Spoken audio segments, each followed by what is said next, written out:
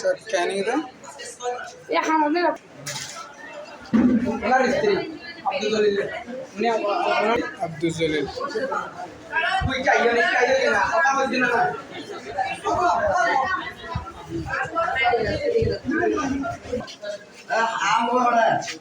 আয় ব্যাপারে কোন ছিল জানি ইবে তো হলো ছিল জানি মানে ওর ইয়ান আর দলিলের কিনে জায়গা ইতারা দীর্ঘদিনই আনলাই আমার গো বাইনা রে রাগদি মাথা বাড়িয়ে রে বিদেশি প্রবাসী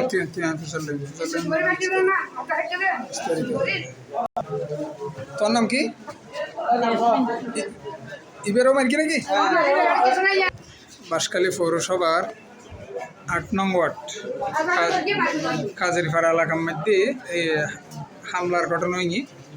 এটা প্রায় 5-6 জন মানুষ মানে ফমর্থ আহত হয়ে। আমার নাম কি মোহাম্মদ ইব্রাহিম ভাই। সেই ঘটনা কি হয়েছে ঘটনা এই দেখেন আব্দুল জামাই দীর্ঘদিনের কিনে জায়গা বাতুন হদুন প্রবাসী আইয়েরে কিছু করে মলল্লা হাত মিলে ইয়ার আগে আরোগ্য পায়নি রে অত বিধবা মাইতে হামলা করেছে হামলা করার পর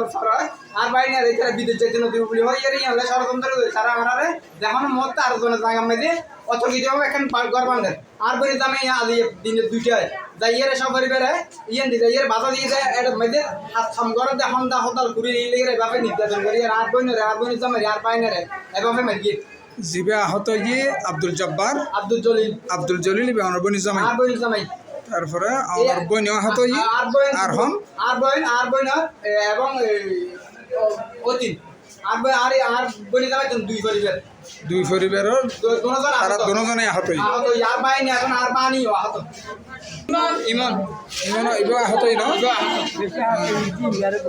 মার্কি তো হলো না ধরো এবার ধরো না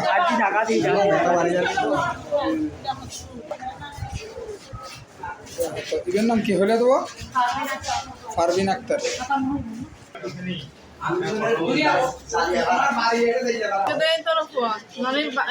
নাম হো না কিনা জকরিয়া আনোয়ার আমির হোসেন তিনজনে বেঁচে